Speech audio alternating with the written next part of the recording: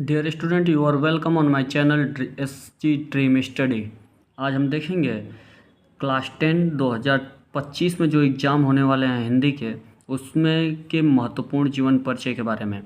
आपको बता दें कि कवियों में से हमने जीवन परिचय जो है आपको बता दिया है सूरदास जी का। आपने अगर ना देखा हो तो वीडियो में जाकर अवश्य देखें, वो वीडियो में उपलब्ध होगा। और आज हम देखेंगे लेखकों में जयशंकर प्रसाद जी का जीवन परिचय। तो देखिए, आपको बता दें कि महत्वपूर्ण जीवन परिचय और महत्वपूर्ण चाहे वो कवि का हो या लेखक का हो, तो वो एक एक मैंने बता दिया है। बाकी जो आगे जीवन परिचय जो हैं वो एक या दो बचे हैं, यानी एक लेखक और एक कवि का बचा हुआ है, वो भी आपको हम दे देंगे। और आप अभी से जीवन परिचय जो है अभी से तैयार करें और इससे एकदम कंठस्थ रखें, जिससे कि एग्ज़ाम के टाइम में कोई भूल चूक वगैरह न हो। तो आइए देखते हैं बिना समय बर्बाद किए हम अपने पॉइंट पे। तो जयशंकर प्रसाद जी के बारे में बताया जाए तो इनका जन्म जो हुआ था सुंघनी साहू नाम से प्रसिद्ध वैश्य परिवार में हुआ था। तो ये वैश्य परिवार में ये किस नाम से प्रसिद्ध था इनका परिवार? सुंघनी साहू नाम से प्रसिद्ध था। तो उसकी सुंघनी साहू जी का परिवार है। तो इस तरीके से ये इनका परिवार प्रसिद्ध था। और ये कहाँ था, कहाँ जन्म हुआ? काशी में, यानी बनारस में। और इनके पिता का नाम देवी प्रसाद था। तो इनके पिताजी का नाम क्या था? देवी प्रसाद। सबसे पहली बात कि इनका जन्म जो हुआ था सुंघनी साहू नाम से प्रसिद्ध थे और वैश्य परिवार था। और दूसरा चीज़ कि काशी में हुआ था, ये पॉइंट है। इसके बाद पिता का नाम क्या था? देवी प्रसाद। इनके परिवार का मुख्य व्यापार जो था, यानी कि मुख्य व्यापार जो था वह किसका था? तंबाकू का, यानी तंबाकू का व्यवसाय किया करते थे युवावस्था में।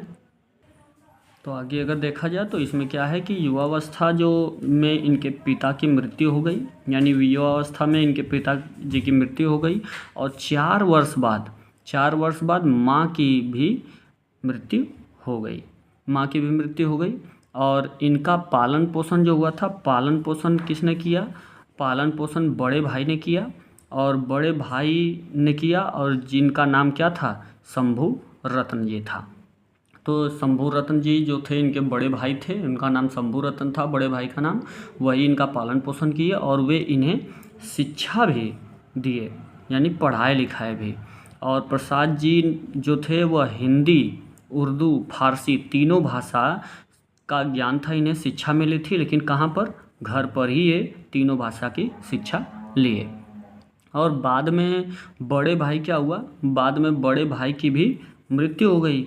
और मृत्यु के कारण बड़े भाई की जब मृत्यु हो गई तो इसके कारण तंबाकू का व्यापार जो था ना, जो तंबाकू का व्यापार था, जो व्यवसाय था इनका परिवार जिसके लिए मशहूर था और यही व्यापार करता था, तो तंबाकू का जो व्यापार था, मृत्यु के बाद तंबाकू व्यापार जो हुआ वह क्या हो गया? समाप्त, यानी ख़त्म, ठप हो गया।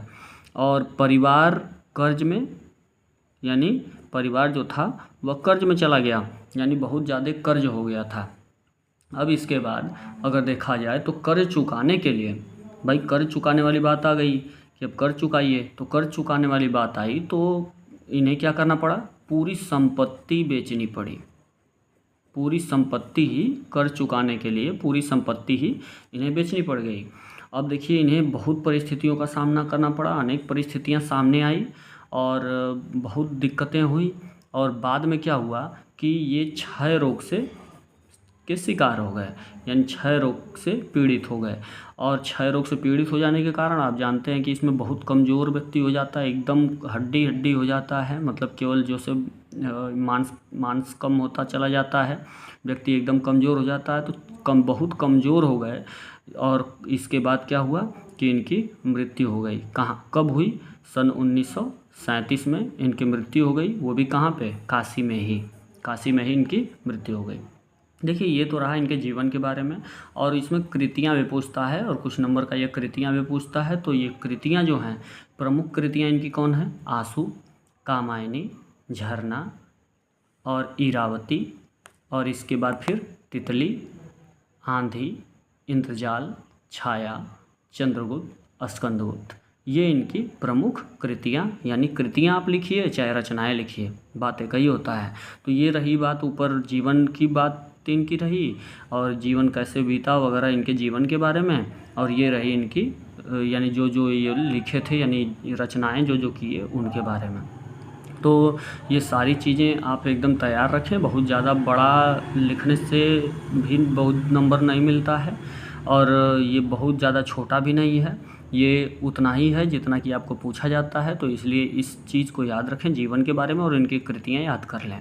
इसी तरीके से मैंने आपसे बताया वीडियो के शुरुआत में ही कि सूरदास जी का हमने वीडियो बनाया हुआ है, कवियों में से सूरदास जी का। तो एक कवि का हो गया, एक लेखक का आज हो गया, तो 2 हो गए आपके, और 2 अभी आपको बताने का काम करेंगे। और उन 4 को याद करने के बाद, यानी 2 कवि का और 2 लेखक का याद करने के बाद आपको किसी का याद करने की आवश्यकता नहीं पड़ेगी। तो अगले वीडियो के लिए आप इस चैनल पे बने रहें, और यदि वीडियो आपको अच्छा लगे तो इस चैनल को सब्सक्राइब करें, शेयर करें और अपने दोस्तों को और उन्हें भी ये बताएं। धन्यवाद।